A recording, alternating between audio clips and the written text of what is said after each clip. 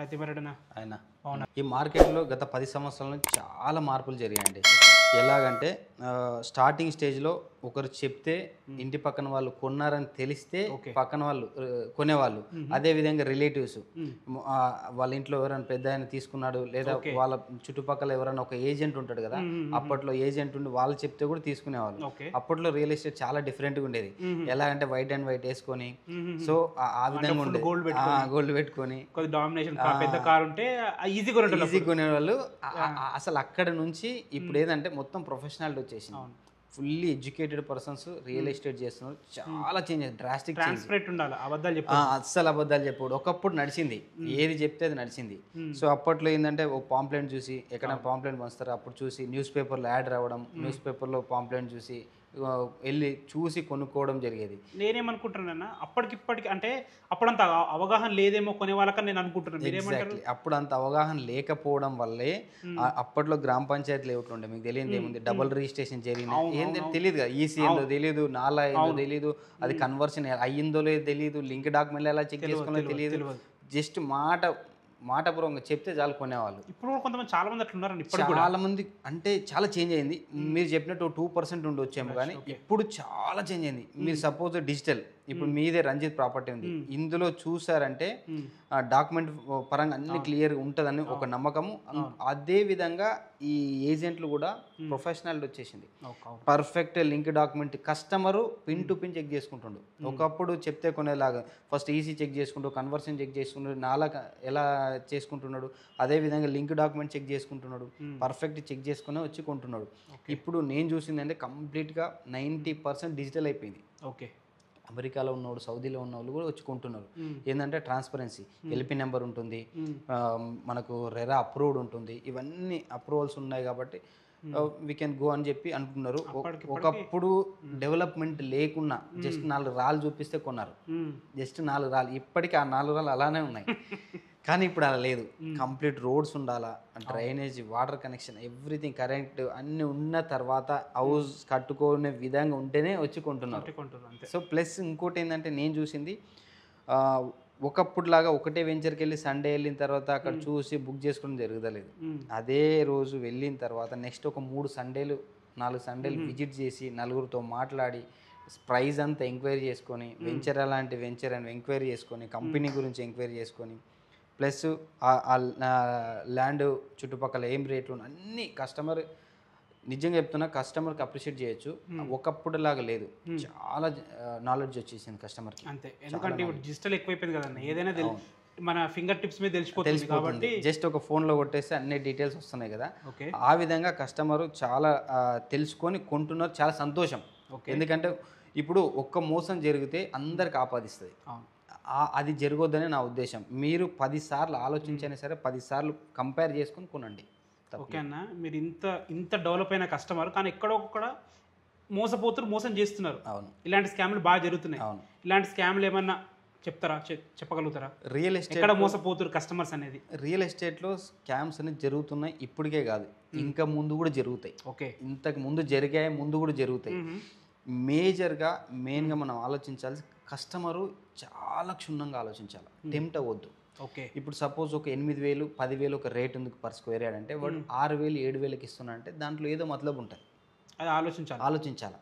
రెండోది pre launching ఆఫర్లో LP number రాకముందు అసలు కొనొద్దు. ఓకే, మనం ముఖ్యంగా గత 10 సంవత్సరాల నుంచి మొత్తుకొని చెప్తున్నా, చాలా టీవీ ఛానల్లో కూడా చెప్తున్నా, ఎల్పి నెంబర్ రాని వెంచర్లో అసలు అడుగు పెట్టొద్దు, దాని వైపు చూడొద్దు. అసలు ఎల్పి నెంబర్ ఏంటి? ఎల్పి లేఅవుట్ పర్మిషన్ నెంబర్ ఉంటుంది కదా, సో అది గవర్నమెంట్ నుంచి వస్తుంది. అన్ని డీటెయిల్స్ మనం ఎక్స్ప్లెయిన్ చేద్దాం. కస్టమర్ ఎలా చెక్ చేసుకోవాలి, ఒక మార్కెటర్ ఎలా చెక్ చేసుకోవాలి, ఒక కంపెనీ ఎలా చెక్ చేసుకోవాలి, అన్ని డీటెయిల్స్ క్షుణ్ణంగా మనం ముందు డిస్కస్ చేద్దాం. Fully customer point of view అన్ని 100% అర్థమవుతాయి. సో ఇవన్నీ చెక్ చేసుకున్న తర్వాత ప్లాట్ కొనుక్కోవాలి. ఇంకొక విషయం, కస్టమరు మోసపోతున్నాడు అంటే నాకు తెలిసినంత వరకు మేజర్గా ఒక దగ్గర మోసపోతున్నాడు, ఈఎంఐ ఆప్షన్స్లో వెళ్ళిపోతున్నాడు. కంపెనీ ఈఎంఐ పెట్టి ఎవ్రీ మంత్ కలెక్షన్కి వెళ్తుంటుంది. ఎవ్రీ మంత్ కలెక్షన్ ఎలా చేస్తారు, మీ ప్లాట్ 15 లక్షలు ఉంటే ఎవ్రీ మంత్ 25,000 కట్టండి, మీకు ఈ తర్వాత రిజిస్ట్రేషన్ చేస్తా అంటారు. కరెక్ట్ నిమిషం తర్వాత నీకు నాకు గ్యారంటీ లేదు. 15 సంవత్సరాలు అంటే ఎవరికి గ్యారంటీ ఉంది? ఒక వాస్తవం మాట్లాడుకుంటాం. ఇప్పుడు కూడా ఇంకా ఈఎంఐ ఆప్షన్ పెడతారు 100% ఇప్పటికి జరుగుతుంది. లాస్ట్ వీక్ మీరు గూగుల్లో డేటా తీసుకోండి, లాస్ట్ వీక్ 3 కంపెనీల మీద ఇదే ఫైల్ అయింది, కేసు ఫైల్ అయింది. ఇప్పటికీ మోసాలు చేస్తున్నారు. కస్టమర్ మోసపోయినన్ని రోజులు మోసపోతూనే ఉంటారు, మోసం చేస్తూనే ఉంటారు. అంతే.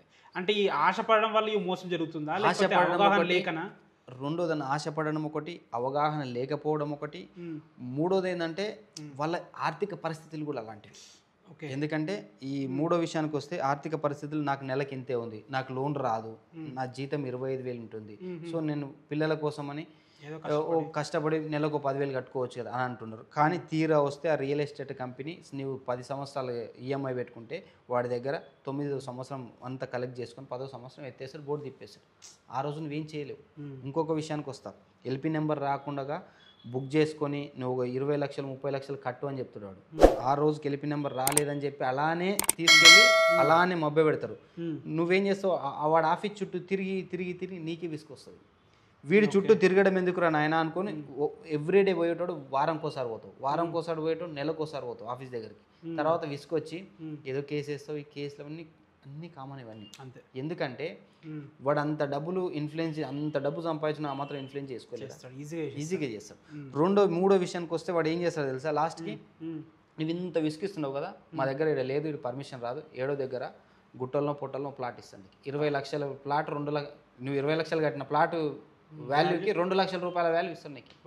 ఏం చేస్తావు తర్వాత, సచినోడికి వచ్చిందే కట్నం కదా అన్నట్టు, పోయింది ఏదో పోయిందిరా అని ఏదో ప్లాట్ అన్న మిగిలింది అనుకో. అంటే వీటిని ఇరుకోద్దంటే ఎల్పి నెంబర్ రాకుండా ప్రీ లాంచ్ కొనొద్దు, రేట్ తక్కువ ఉందంటే కొనొద్దు. మ్యాక్సిమం ఆలోచించాల్సిన విషయం, రేటు తక్కువ ఉంది, ఏదో తక్కువ చెప్తున్నాడు కదా అని చెప్పి ఎక్కడో దూరం వెళ్ళి కొనుక్కోవద్దండి.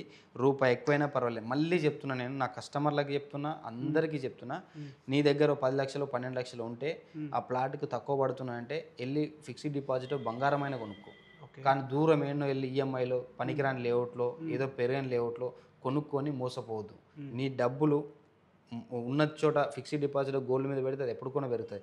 రెండో విషయము, మీ పిల్లలకి ఆస్తి ఇవ్వకపోయినా పర్లేదు, మళ్ళీ చెప్తున్నా, మీ పిల్లలకి ఆస్తి ఇవ్వకపోయినా పర్లేదు, ఇలాంటి లిటిగేషన్లో కేసులు ఇరిటేషన్లు ఉన్నాయి ఇస్తే వాడు నిన్ను మెచ్చుకోవడం కాదు, రోజు తిట్టుకుంటూనే ఉంటాడు. మా నాన్న పోయే ముందు ఇలాంటి ఆస్తి అట్టపెట్టిపోయింది ఇంద్ర నాయన అనుకుంటారు. అలాంటి జాగ్రత్తలు, ఇలాంటి బాధలు పడకుండా ఉంటే ఇలాంటి జాగ్రత్తలు తీసుకోవాలి, కేర్ఫుల్గా ఉండాలి, చాలా కేర్ఫుల్గా ఉండాలి. ఇంకో ఇంపార్టెంట్ క్వశ్చన్ అన్న, ఇప్పుడు ప్రజెంట్ రియల్ ఎస్టేట్లో ఏజెంట్ కంపల్సరీ అవసరం. ఇప్పుడు ప్లాట్ కొంటున్నా, ఏజెంట్ ద్వారా వెళ్తే బాగుంటుందా, లేకపోతే డైరెక్ట్ వెళ్ళి కొనుక్కుంటే బాగుంటుందా? ఏజెంట్ అనే వ్యక్తి అవసరమా అసలు యాక్చువల్గా ఇప్పుడు ప్రజెంట్లో? 110% ఏజెంట్ అనే వ్యక్తి చాలా అవసరం. ఎందుకు అవసరం అంటే, సపోజ్ నీకు ఒక ఇన్సిడెంట్ జరిగింది, ఒక అన్యాయం జరిగింది, 1 లక్ష రూపాయలు కట్టిన తర్వాత, సపోజ్ ఈరోజు ఒక ప్లాట్ బుక్ చేసినావు అన్న, ప్లాట్ బుక్ చేసిన తర్వాత నీ అవసరాలకు నిమిత్తం 1 లక్ష రూపాయలు కట్టి నీకు ఏదో అర్జెంట్ అవసరం, ప్లాట్ క్యాన్సిల్ చేసుకున్నావు. ఆ ప్లాట్ క్యాన్సిల్ చేసుకున్నావు అంటే నువ్వు వెళ్ళాలి, నువ్వు క్యాన్సిల్ చేసుకున్నావు అంటే నీ డబ్బులు నీకు రిటర్న్ రావాలా. ఓ కంపెనీకి వెళ్ళినావు అనుకో, వాడు ఊట్టి తిప్పుతూనే ఉంటాడు నిన్ను, ఈ రోజు రా రేపు రా, ఈ రోజు రా రేపు. ఇది ఒక్క విషయానికి గురించి చెప్తున్నా, ఇలాంటి ఎగ్జామ్స్ చాలా ఉన్నాయి. వాడు రోజు రా తిప్పుతావు, తిప్పితే నువ్వేం చేస్తావు, ఆ 1 లక్ష వదిలేసుకుంటావు లాస్ట్ తిరిగి. కానీ ఒక ఏజెంట్, ఒక మీడియేటర్ ఉన్నాడంటే 100% పని అయిపోతుంది. బాధ్యత వాడి రెస్పాన్సిబుల్, వాడు 100% నీకు తెచ్చిస్తాడు. ఉండదు. ఈ కంపెనీ వాడు కంపెనీ నేమ్స్ అనేది నెల కోడ్ చేంజ్ చేయొచ్చు, సంవత్సరానికి కోడ్ చేంజ్ చేయొచ్చు. కానీ ఏజెంట్ అంటాడు, మీడియేటర్ అంటాడు, ఎప్పటికి చేంజ్, ఒకటే ఒక ఐడెంటిటీ అనేది ఏంటంటే మంచోడు, లేదా మంచి ప్రాపర్టీ ఇప్పిస్తారు, రీజనబుల్ ఇప్పిస్తారు అని ఒకటి మార్క్ ఉంటుంది. ఇప్పుడు ఇది బేస్ చేసుకొని కొంతమంది ఏజెంట్స్ మోసాలు కూడా చేస్తారు. వాళ్ళని ఎట్లా గుర్తించాలి? ఏజెంట్ పర్ఫెక్ట్ పర్సన్ ఎట్లా తెలుసుకోవాలి కస్టమర్? కరెక్ట్ పర్సన్ అంటే ఎట్లా అంటే, ఇప్పుడు ప్రీవియస్గా కొన్ని వెంచర్లు చేసి ఉంటారు, లేదా అక్కడ వర్క్ చేసిండాలి, లేదా కొత్త పర్సన్ అనుకోండి. కొత్త పర్సన్ అంటే మీరు 5 నిమిషాలు వాడితో మాట్లాడితే అర్థమైపోతుంది, తెలిసిపోతుంది. ఎందుకంటే లీగల్గా ఉందా నేను చూసినంత వరకు ఇప్పటి వరకు స్టిల్ ఈ డేట్ వరకు 80% ఏజెంట్లకి లీగల్ వైజ్ తెలుస్తుందని నేను అనుకోవట్లేదు. తెలియదు 80% ఏజెంట్లకు తెలియదు. మీకు ముందు వీడియోలో చెప్తాను నేను. 100% ఈ ఇప్పుడున్న నడుస్తున్న సిచ్యువేషన్. సో మీరు ఒక కస్టమర్ ఏజెంట్తో మాట్లాడితే ఒక 5 నిమిషాలు మాట్లాడి తెలిసిపోతుంది. ఏంటంటే మీ వెంచర్ ఎక్కడ ఉంది, ఇంతకుముందు ప్రీవియస్ ఏమేమి చేశారు, ఏం డెవలప్మెంట్ ఇచ్చారు, ఎక్కడ కన్స్ట్రక్షన్ చేశారా, అవన్నీ అడగాలి. కస్టమర్ ఏజెంట్కి అడగాల. సో మీ ప్రొఫైల్ ఏంటి, ప్రొఫైల్ ఇన్ ద సెన్స్ ఇప్పుడు రెరా అనుకుంటాం, నెక్స్ట్ డిస్కస్ చేద్దాం. రెరా అంటే ఏజెంట్ కూడా రెరా మస్ట్. ఓకే. ఇది 90% తెలియదు. ఓన్లీ కంపెనీకి, లేఅవుట్కి, కన్స్ట్రక్షన్కి ఉంటే సరిపోతుంటారు. ఏజెంట్ కూడా రేరా ఇస్తున్నారు. ఏజెంట్ కూడా రేరా మస్ట్. ఏజెంట్ సిటీలో అయితే ఇస్తారు. ఇప్పుడు మారుమూల గ్రామాల్లో అనుకోండి, ఎక్కడికి వెళ్ళినా మీరు ఆన్లైన్లో అప్లై చేసుకుంటే రేరా అనేది వస్తుంది. కానీ తక్కువ మందికి ఉంటాయి కదా రేరా. అదే తక్కువ మంది అవేర్నెస్ రావాలి, వాళ్ళనే మనం చూస్ చేసుకోవాలి. ఇప్పుడు మీరు మొదట్లో అన్నారు కస్టమర్కి చాలా అవేర్నెస్ వచ్చేసిందని, అలాంటప్పుడు ఏజెంట్ ఎందుకని నా క్వశ్చన్. నేను అడుగుతున్నా, సపోజ్ ఏం చెప్తారు దాని గురించి? ఏజెంట్ ఎందుకు అంటే ఇది ఇంతకుముందు చెప్పిన ఒక ఎగ్జాంపుల్. ఇంకోటి అన్న, రియల్ ఎస్టేట్లో ఏంటంటే మార్జిన్స్ ఉంటాయి. అవును. ఓ 10 lakhs ప్లాట్ ఉందనుకో, కస్టమర్కి 15 lakhs కమ్మడం, 5 lakhs ఇది తీసుకోవడం, 10 lakhs అది పంపించడం, ఇదంతా కరెక్టేనా? దీని గురించి ఏం చెప్తారు? ఏజెంట్ ఉంటే ఈ ప్రాబ్లం ఉందని చాలా మంది అనుకుంటారు. అవును. సో దీని గురించి మీరు ఏమంటారు? ఇంత ముందు ఉండే, మీరు చెప్పినట్టు ఒక 5 years బ్యాక్ నుంచి కూడా నడిచింది. సో కంపెనీకి వెళ్ళిన తర్వాత కంపెనీ కూడా ఏదైనా కంపెనీ జాయిన్ అయితే ఒక 2% ఇచ్చేవాళ్ళు, 200, 300, 500 per square yard ఇచ్చేవాళ్ళు. కానీ మీరు అన్నట్టు మార్జిన్స్ ఉంటాయి. ఇప్పుడు కస్టమర్కి అవేర్నెస్ వచ్చేసింది. ఓకే, అరే 1000 రూపీస్ మార్జిన్ ఉంటుంది రా బాబు, వాడు అక్కడే డిస్కౌంట్ అడుగుతుంది, కస్టమరే డిస్కౌంట్ అడుగుతున్నాడు. సో ఆ విధంగానే సేల్స్ అవుతున్నాయి తప్ప నీకు బ్రోచర్ రేట్ పెట్టిన దానికి 100% ఎవరు కొనరు. అంతే, అసలు కొనరు.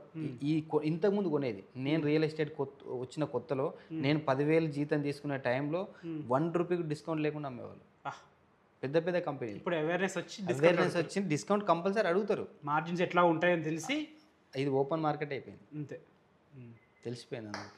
సో ఆ 1000 రూపాయలు డిస్కౌంట్ లేని ఎవరు కూడా కొనరు, అంతే మినిమం అది. ఓకే. అని ఇంకో క్వశ్చన్, డబల్ రిజిస్ట్రేషన్ ఉంటుంది అంటే టైటిల్ ఫ్రాడ్. అంటే ఒక వ్యక్తి మల్టిపుల్ పర్సన్కి అమ్మడం కానీ, లేదా టైటిల్ డాక్యుమెంట్ చేంజ్ చేసి ఏదో చేయడం కానీ, ఇవన్నీ చేస్తుంటారు. అసలు డబుల్ రిజిస్ట్రేషన్ అంటే ఏంటి? దీన్ని ఎట్లా చెక్ చేసుకోవాలి? డబుల్ రిజిస్ట్రేషన్ అంటే ఒకప్పుడు జరిగింది. ఎలాగంటే ఇప్పుడు కూడా జరుగుతుండొచ్చు, నేను కాదనే లేదు, ఒకప్పుడు ఎక్కువ జరిగేది. సపోజ్ మీకు ఒక ఏరియా చెప్తాను, కుంట్లూరు ఏరియా ఉంటుంది, హైదరాబాద్ కుంట్లూరు ఏరియా. ఒక 10 ఎకరాల లేఅవుట్, ఒక 10 ఎకరాల లేఅవుట్ వేసి గ్రామ పంచాయతీ అంటే గ్రామ పంచాయతీ సర్పంచ్ లెవెల్లో పర్మిషన్ తీసుకోవాలి. ఓకే, సర్పంచ్ లెవెల్లో తీసుకుని ఫస్ట్ ఇలా వెళ్ళింది అనుకోండి లేఅవుట్, 1, 2, 3 up to 50 ప్లాట్స్ అమ్మేస్తారు. అమ్మేసిన తర్వాత మళ్ళీ 6 నెలలకి మళ్ళీ జడిపేస్తారు. అదేంటి చెప్తా నీకు. మళ్ళీ జడిపేసి మళ్ళీ పైనుంచి 1, 2, 3 రివర్స్ చేసుకుంటూ వస్తారు. అయిపోయింది. మళ్ళీ 6 నెలలకి మూడోది 1, 2, 3, 4 ఇలా జిగ్జాగ్గా.